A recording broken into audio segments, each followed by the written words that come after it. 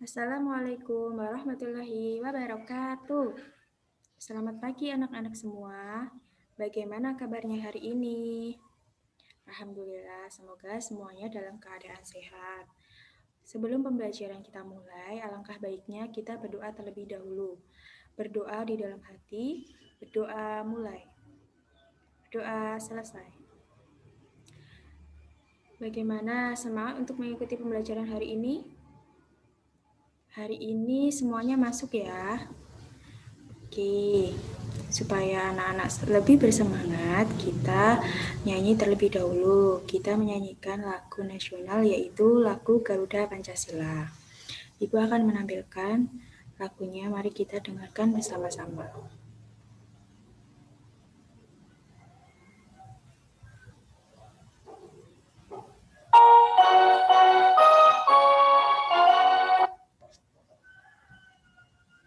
Oke, anak-anak sudah lebih bersemangat ya.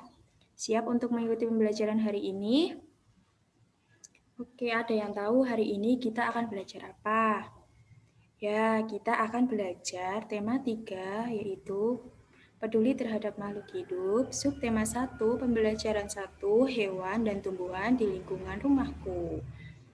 Nanti materinya itu ada mengenai keseimbangan lingkungan, ada juga tentang alam Indonesia. Selain itu, ada juga mengenai tahap pertumbuhan tanaman padi. Harapannya setelah mengikuti pembelajaran hari ini, anak-anak bisa mengetahui bagaimana tahap pertumbuhan tanaman padi, mengetahui tentang alam Indonesia, dan juga mengetahui bagaimana cara melawat keseimbangan lingkungan. Oke, langsung saja kita masuk ke materi yang pertama.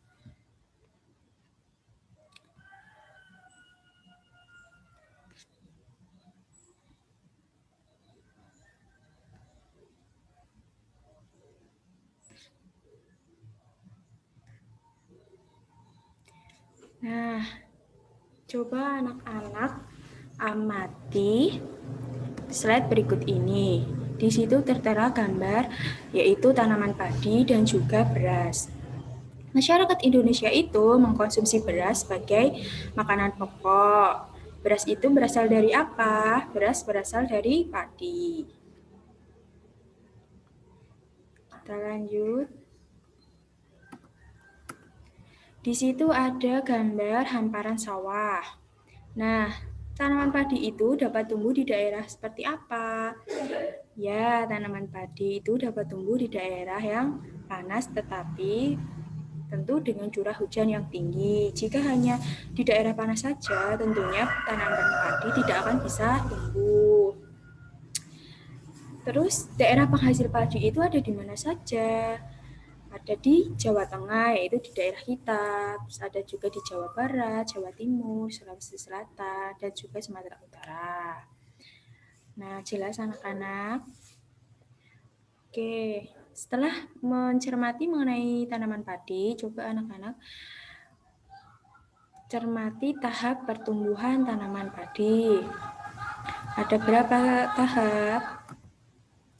Ya, ada 3. Yang pertama, benih atau biji padi dimasukkan ke dalam karung goni dan direndam ke dalam air. Supaya apa? Supaya tumbuh berkecambahan benih secara bersamaan. Jika benih itu sudah tumbuh, lalu ditanam di lahan sementara. Jangan lupa diberikan pestisida dan juga pupuk supaya benih itu lebih tumbuh berkecambah ke permukaan. Saat bakal akar tunas dan tunasnya menonjol keluar, terus batangnya juga sudah memanjang, berarti tanaman padi siap untuk ditanam di sawah. Kemudian tunggu hingga gabah matang, berkembang penuh, keras, dan juga berwarna kuning. Pada saat itulah tanaman padi itu bisa untuk dipanen.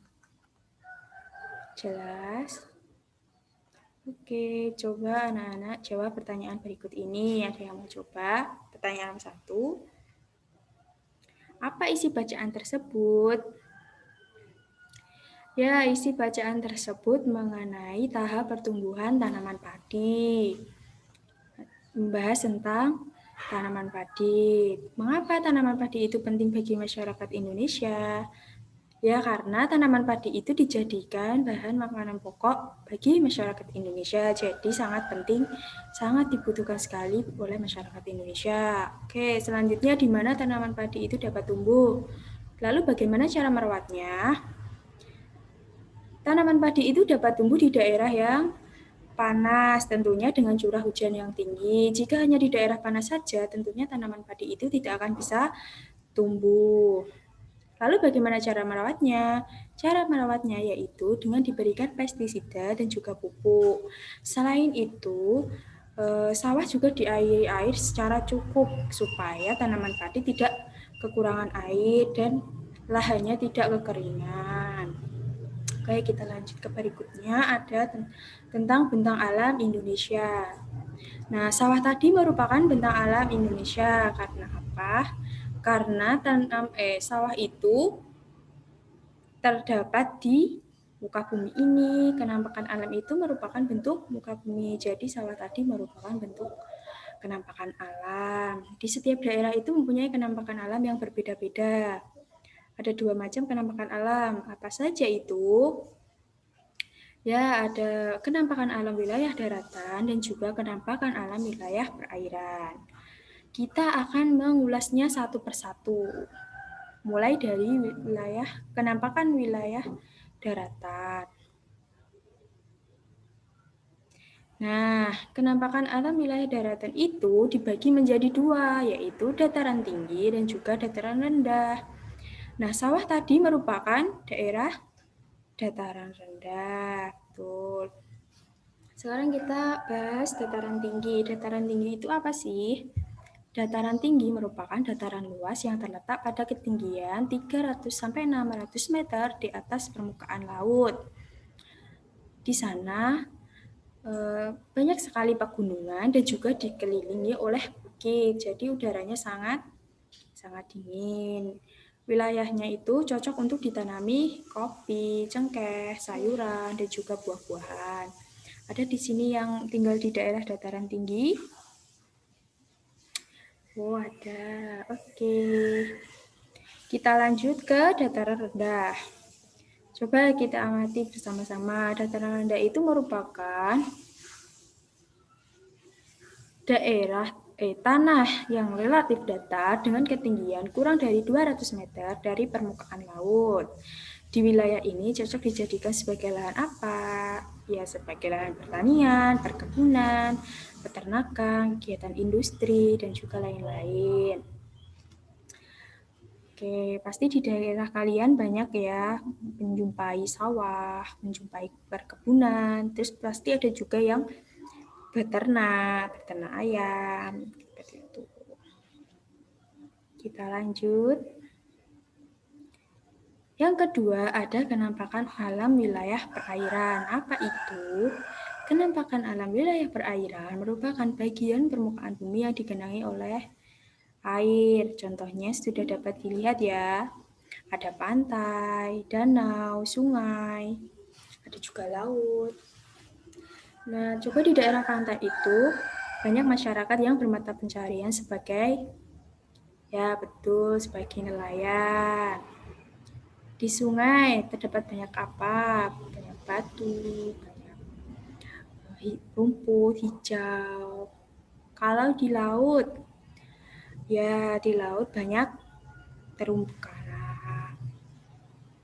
Oke, kita lanjut. Ada yang ingin ditanyakan sebelum kita lanjut? Oke, nah setelah mengamati mengenai bentang alam Indonesia tadi, coba anak-anak menulis 5 pertanyaan mengenai bentang alam. Terus kemudian ditulis juga perbedaan-perbedaan yang kalian temukan. Misalnya wilayah perairan itu seperti apa, wilayah daratan itu seperti apa, dituliskan perbedaannya. Dan lakukan bersama temanmu. Jangan lupa didiskusikan, jangan dikerjakan sendiri-sendiri. Jelas? Untuk pertanyaannya bebas, mau ditanyakan yang ingin ditanyakan boleh ditulis. Nanti tugasnya Ibu cek kalau sudah dikerjakan. Lanjut, ada keseimbangan lingkungan. Ada yang tahu keseimbangan lingkungan itu apa? Ya, keseimbangan lingkungan merupakan kemampuan lingkungan untuk mengatasi gangguan atau tekanan yang timbul baik dari alam maupun dari aktivitas manusia. Lalu apa saja faktor yang menyebabkan terganggunya keseimbangan lingkungan? Mulai dari yang faktor alam itu ada apa saja? Ya, ada gempa bumi, ada angin puting beliung, gunung meletus, tsunami, seperti itu. Bisa diamati ya, gambar-gambarnya sudah tertera. Mengapa kok gempa bumi bisa menyebabkan terganggunya keseimbangan lingkungan? Ya karena rumah-rumah rusak, tumbuh-tumbuhan juga pastinya rusak, daerah-daerah sekitar rusak, jadinya keseimbangan lingkungan bisa terganggu. Seperti gunung meletus itu juga karena sungai terkena lahar dingin, terus hewan-hewan mati, hutan-hutan terbakar. Gitu. Kita lanjut, coba anak-anak perhatikan gambar berikut ini. Nah, ini ada beberapa aktivitas manusia yang menyebabkan keseimbangan lingkungan itu terganggu. Gambar yang pertama, ini merupakan limbah industri yang dibuang secara sembarangan. Yang menyebabkan apa? Menyebabkan pencemaran air, tanah, dan juga udara. Selain itu ada juga gambar yang kedua, yaitu gambar terjadinya banjir yang disebabkan oleh apa? Disebabkan oleh aktivitas manusia, yaitu membuang sampah sembarangan. Rumah-rumah yang terlalu berdekatan dan tidak dibuat saluran air. Kita lanjut. Gambar yang berikutnya. Nah, ini ada gambar hutan yang rusak. Yang diakibatkan oleh apa? Betul, diakibatkan oleh aktivitas manusia, yaitu menebang hutan secara liar, sehingga menyebabkan hutan menjadi rusak dan juga menyebabkan timbulnya tanah longsor. Terus gambar selanjutnya ada kerusakan ekosistem laut, rusaknya terumbu karang. Terus laut juga sangat kotor, itu disebabkan oleh aktivitas manusia, misalnya menangkap ikan dengan bahan peledak sehingga terumbu karang dan ikan-ikan mati dan juga biota laut menjadi rusak. Jelas? Ada yang ingin ditanyakan? Kita lanjut. Setelah mengamati mengenai keseimbangan lingkungan, coba anak-anak berikan solusi dari permasalahan lingkungan yang diakibatkan oleh aktivitas manusia. Tadi kan ada beberapa tuh, ada 4. Atau mau ditambah juga boleh, misalnya hutan terbakar, hutan rusak, itu solusi yang kalian berikan itu seperti apa? Misalnya tidak menebang hutan secara liar, menanami pohon, reboisasi, dan lain-lain. Jelas untuk tugasnya? Oke. Sebelum pembelajaran ini kita tutup, anak-anak, coba Ibu ingin tanya, tadi kita sudah belajar apa saja? Ya, kita sudah belajar mengenai keseimbangan lingkungan. Selain itu, kita juga belajar mengenai kondisi geografis atau bentang alam Indonesia. Ada juga mengenai tahap pertumbuhan tanaman padi. Sawah tadi merupakan bentang alam atau bukan? Ya, merupakan bentang alam karena sawah itu merupakan bentuk penampakan bumi.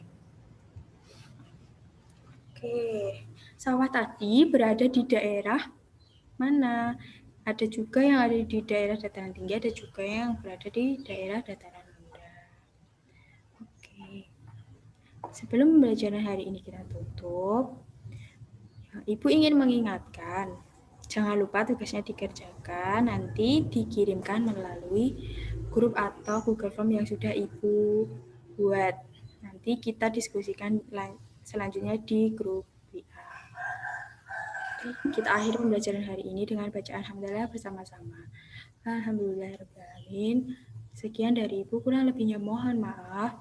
Tetap semangat dan tetap jaga keseimbangan dan jaga lingkungan alam sekitar kita supaya lingkungan alam tetap seimbang. Kurang lebihnya mohon maaf. Wassalamualaikum warahmatullahi wabarakatuh.